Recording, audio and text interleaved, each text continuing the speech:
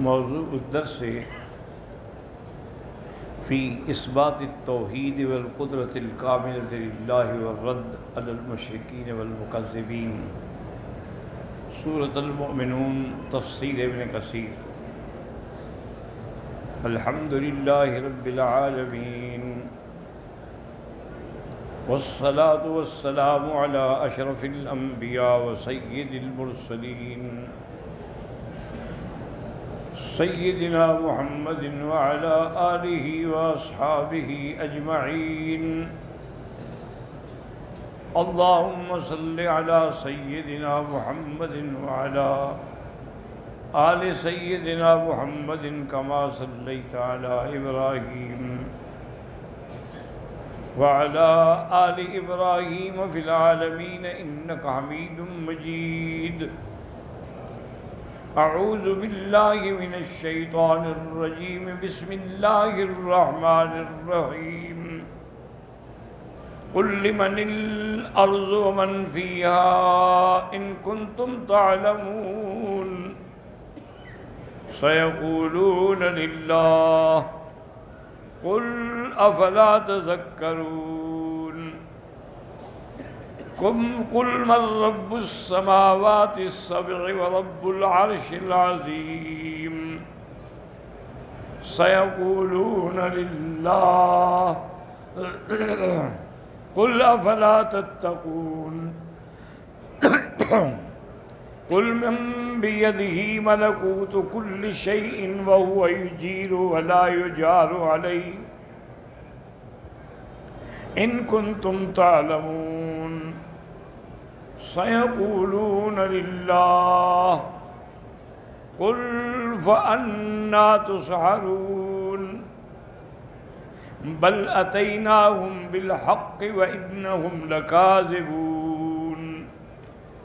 قال المؤلف والمفسر رحمہ اللہ تعالی ادام النفع بعلومہ وعلومکم فی الدارین آمین، الی ان قال يقرر تعالى وحدانيته واستقلاله بالخلق والتصرف والملك، ليرشد إلى أنه هو الله الذي لا إله إلا هو، ولا تنبغي العبادة إلا له وحده لا شريك له۔ اب اللہ تبارک و تعالیٰ اپنی وحدانیت کے بارے میں بیان فرماتے ہیں کہ وہ واحد ہیں، اور مخلوق کے پیدا کرنے میں، تصرف میں وہ اس مستقل اکیلے ہیں۔ ملک بھی ان کا ہے، مخلوق بھی ان کی ہے، تصرف بھی ان کے اندر ہے۔ تو جب یہ ساری صفتیں ہیں تو کہ نتیجہ کیا نکلا؟ اللہ الذی لا الہ الا ہو، کوئی معبود برحق نہیں مگر اللہ۔ ولا تنبغی العبادۃ الا لہ، اور اللہ کے سوا کسی کو لیے بھی عبادت لائق نہیں۔ وحدہ لا شریک لہ، ولہذا قال لرسولہ محمد صلی اللہ علیہ وسلم ان یقول للمشرکین العابدین معہ غیرہ المعترفین لہ بالربوبیۃ وَأَنَّهُ لَا شَرِيكَ لَهُ فِيهَا۔ اب اللہ نے اپنے پیغمبر، اپنے حبیب حضرت محمد مصطفیٰ صلی اللہ علیہ وسلم کو فرمایا کہ یہ مشرکین جو ہے میرے ساتھ غیر کی بھی عبادت کرتے ہیں، حالانکہ میری ربوبیت کا بھی اقرار کرتے ہیں، مانتے ہیں، اور یہ بھی جانتے ہیں کہ کوئی شریک نہیں، اور یہ بھی، لیکن اس کے باوجود بھی یہ شرک کرتے ہیں اللہ تعالیٰ کی الوہیت میں۔ فَعَبِدُوا غَيْرَهُ مَعَهُ، اللہ کے سوا غیروں کی بھی عبادت کرتے ہیں، مع اعترافہم، حالانکہ یہ جانتے ہیں اور کہتے بھی ہیں کہ ان الذین عبدوہم لا یخلقون شیئا ولا یملکون شیئا ولا یستبدون بشیء۔ یہ بھی کہتے ہیں کہ جن کی ہم عبادت کرتے ہیں نہ تو یہ کسی چیز کو پیدا کرنے کے قابل ہیں، نہ مالک ہیں، نہ کسی چیز کو سنوارتے ہیں۔ بل اعتقدوا انہم یقربونہم الیہ زلفیٰ، بلکہ ان کے عقیدے کے مطابق یہ ہے کہ یہ خود تو کچھ نہیں کر سکتے، لیکن جب ہم ان کی عبادت کرتے ہیں تو یہ اللہ کے ہمیں قریب لے جائیں گے۔ ما نعبدهم الا ليقربونا الى الله زلفا، تاکہ ہمارا تعلق اللہ سے قائم کرنے میں مدد دیں گے۔ اللہ نے فرمایا میرے بابو اب آپ ان سے سوال کریں، قل لمن الارض ومن فيها أي من مالكها الذي خلقها ومن فيها من الحيوانات والنباتات والثمرات وسائر صنوف المخلوقات۔ اللہ نے فرمایا ان سے پوچھیں کہ کون ہے زمین کا مالک اور اس کے اندر جو کچھ اللہ نے پیدا فرمایا، حیوانات پیدا فرمائے، کھیتیاں پیدا فرمائی، پھل پیدا فرمائے، ہر قسم کی مخلوق اللہ نے، تو کس نے پیدا کی ہے یہ؟ اگر جانتے ہو تو بتاؤ۔ سَيَقُولُونَ لِلَّهِ أَيْ فَيَعْتَرِفُونَ لَكَ بِأَنَّ ذَلِكَ لِلَّهِ وَحْدَهُ لَا شَرِيكَ لَهُ، اقرار کرتے ہیں کہ اللہ کے سوا کسی نے نہیں بنایا، اللہ نے پیدا کیا ہے، اس کی ذات اکیلی، کوئی جس کا کوئی شریک نہیں۔ تو اللہ نے فرمایا کہ اگر یہ بات تم مانتے ہو تو پھر نصیحت پکڑ کے صحیح عقیدہ کیوں نہیں قبول کرتے؟ فَإِذَا كَانَ ذَلِكَ قُلْ افلا تذکرون، اگر یہ بات ہے تم مانتے ہو کہ انہ لا تنبغی العبادت الا للخالق الرازق لا لغیرہ، کہ عبادت تو اسی کی جاتی ہے جو خالق ہے، جو رازق ہے، اس کے علاوہ تو کسی کی نہیں، پھر کیوں نہیں مانتے ہو جب اقرار بھی کرتے ہو؟ قل من رب السماوات السبع ورب العرش العظیم، ان سے پوچھیں گے 7 آسمانوں کو پیدا کرنے والا کون ہے اور ان کا مالک اور عرش عظیم کا رب کون ہے؟ اے من ہوا خالق العالم العلوی بما فیہ، کس نے عالم علوی پیدا کیا جس میں کواکب ہیں، ستارے ہیں، روشن فرشتے ہیں، والملائکہ الخاضعین لہ فی سائر الاقطار منہا والجہات، ہر طرف سے ملائکہ اس کے آگے جھکنے والے، اس کی تسبیح کہنے والے ہیں۔ وَمَنْ هُوَ رَبُّ الْعَرْشِ الْعَظِيمِ، عرش عظیم کا رب کون ہے؟ یعنی الذی هو سقف للمخلوقات، چونکہ عرش جو ہے وہ آسمانوں سے بھی اوپر ہے، تو لہذا ساری چیز کے لیے وہ ایک چھت ہے۔ کما جاء فی الحدیث الذی رواہ ابو داؤد عن رسول اللہ صلی اللہ علیہ وسلم انہو قال، ایک حدیث پاک میں ہے جس کو امام ابو داؤد رحمۃ اللہ علیہ نے حضور سے روایت کی نقل فرمائی ہے، انہو قال شأن اللہ اعظم من ذلک ان عرشہ علی سماواتہ ہکذا واشار بیدہ مثل القبۃ، کہ اللہ کی شان جو ہے وہ بہت بڑی ہے، اللہ کا عرش جو ہے وہ آسمانوں کے بھی اوپر ہے، اور ایسے ہے جیسے کہ زمین، جیسے مسجد میں قبہ بنا ہوتا ہے ایسے زمین کو سب کچھ کو اس نے ڈھانپ رکھا ہے۔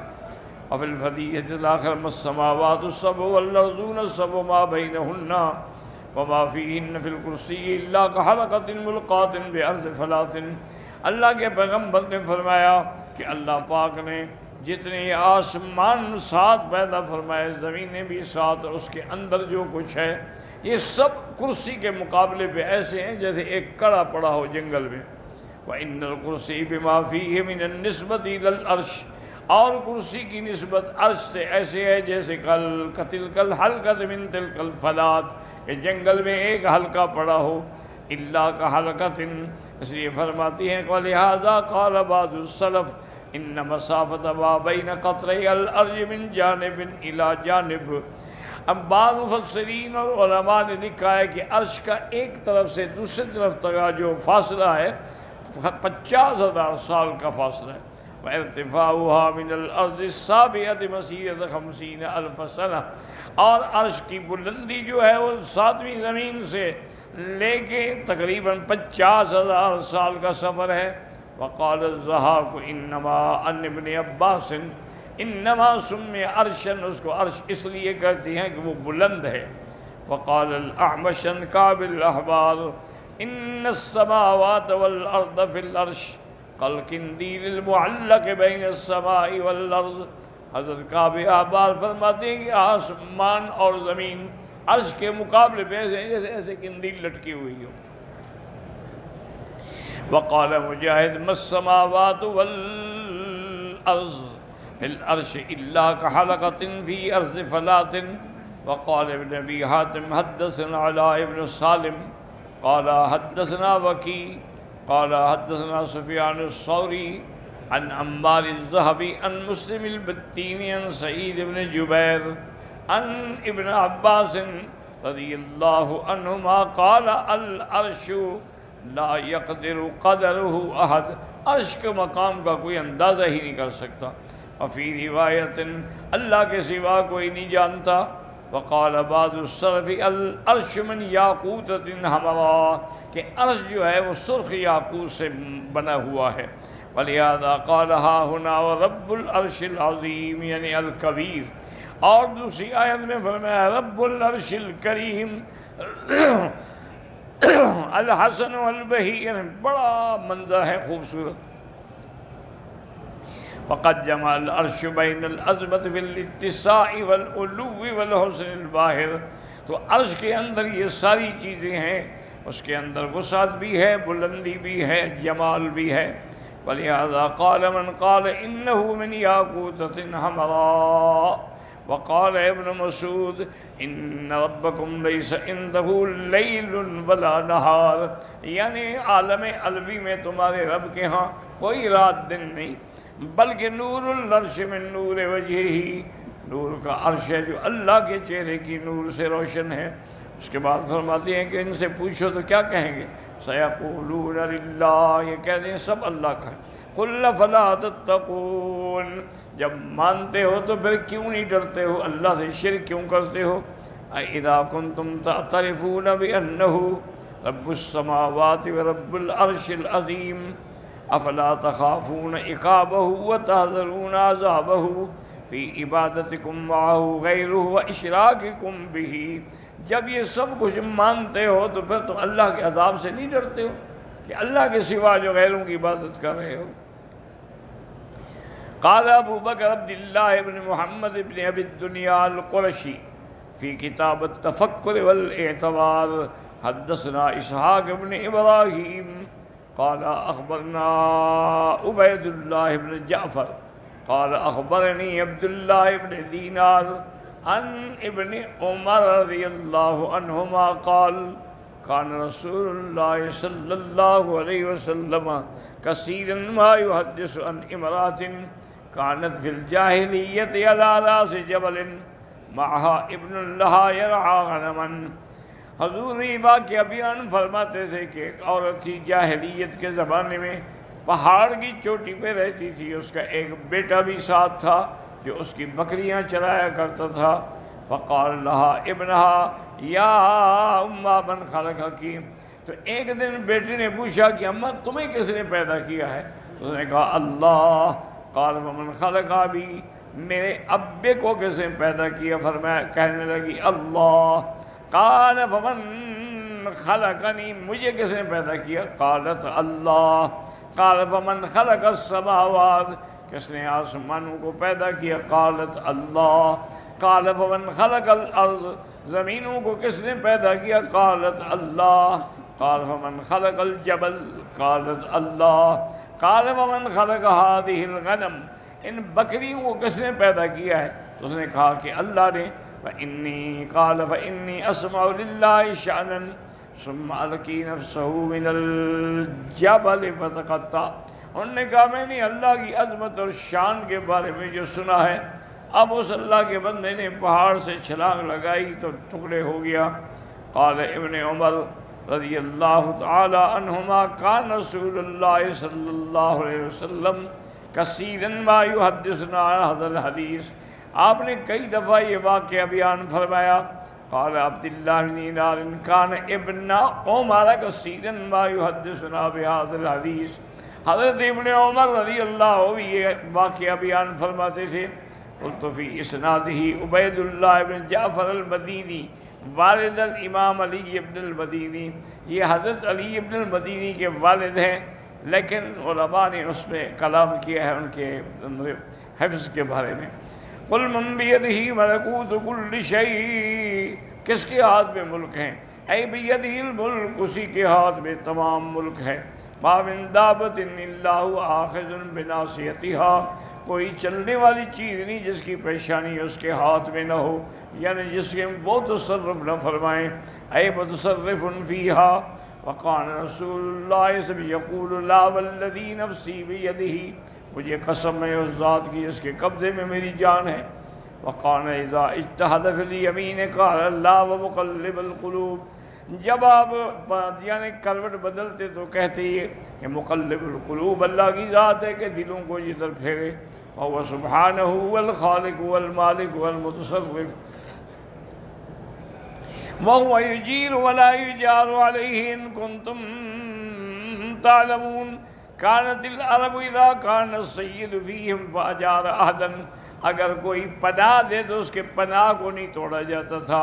وَلَيْسَ لِمَن دُونَهُ أَن يُجِيرَ عَلَيْهِ لِأَلَّا يُفْتَاتَ عَلَيْهِ، اس لیے اللہ کی ذات جس کو پناہ دینے والی ہے اس کو کوئی توڑ نہیں سکتا، اس کو کسی کی پناہ کی ضرورت نہیں ہے۔ وَلِهَذَا قَالَ اللَّهُ وَهُوَ يُجِيرُ وَلَا يُجَارُ عَلَيْهِ، اے وَهُوَ السَّيِّدُ الْعَظِيمُ، وہ سردار ہیں سب سے بڑے جس سے کوئی بڑا نہیں۔ الَّذِي لَهُ الْخَلْقُ وَالْأَمْرُ، مخلوق بھی اسی کی، حکم بھی اسی کا۔ وَلَا مُعَقِّبَ لِحُکْمِهِ، کوئی اس کے حکم کو ٹالنے والا نہیں۔ الَّذِي لَا يُمَانِعُ وَلَا يُخَالِفُ، نہ تو اس کے احکام کو کوئی ٹالتا ہے نہ دفن کر سکتا ہے۔ وَمَا شَاءَ كَانَ وَمَا لَمْ يَشَاء لَمْ يَكُنْ، وہ جو چاہتے ہیں وہ ہوگا اور جو نہیں چاہتے وہ نہیں ہوگا۔ وقال اللہ لا يسأل عما يفعل وهم يسألون، لا يسأل عما يفعل لعظمته وكبريائه وغلبته، اللہ سے کوئی نہیں پوچھتا کہ آپ نے ایسا کیوں کیا، کیونکہ اللہ کی قدرت، اللہ کا قہر ساری مخلوق پہ، اس کی عزت، اس کی حکمت، اس کا عدل اسی کے ساتھ ہے۔ ساری مخلوق سے سوال ہوگا لیکن اللہ سے کوئی سوال نہیں ہوگا۔ اس لیے اللہ فرماتے ہیں فَوَرَبِّكَ لَنَسْأَلَنَّهُمْ، مجھے تیرے رب کی قسم ہے ہم سب سے پوچھیں گے۔ اس کے بعد فرمایا سَيَقُولُونَ لِلَّهِ، یہ سب صفتیں کس کی ہیں؟ تو مانتے ہیں کہ اللہ کی ہیں۔ سَيَعْتَرِفُونَ أَنَّ السَّيِّدَ الْعَظِيمَ الَّذِي يُجِيرُ وَلَا يُجَارُ عَلَيْهِ هُوَ اللَّهُ تَعَالَى وَحْدَهُ لَا شَرِيكَ لَهُ قُلْ فَأَنَّىٰ تَسْحَرُونَ، یہ سب کچھ ماننے کے باوجود جو شرک کرتے ہو کہاں جا رہے ہو؟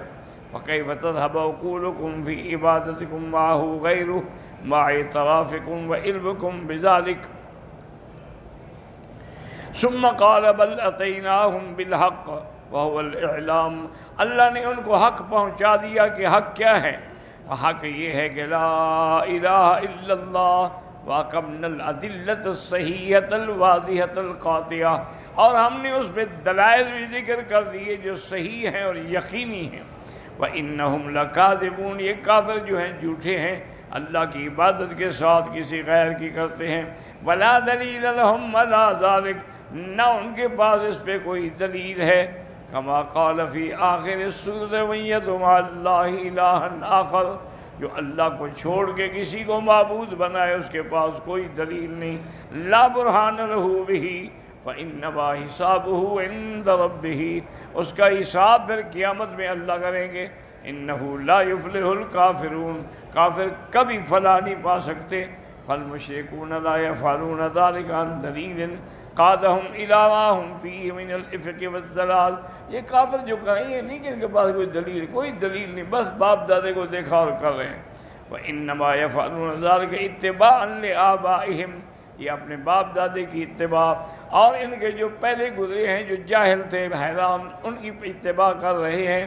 کما قال اللہ عنہم، جیسے اللہ نے ان کے بارے میں بتلایا ہے کہ وہ کہتے ہیں انا وجدنا آباءنا علی امۃ وانا علی آثارہم مقتدون، کہتے ہیں کہ ہم نے اپنے باپ دادے کو اس طریقے پہ پایا، اسی طریقے پہ ہم چل رہے ہیں۔ واللہ اعلم۔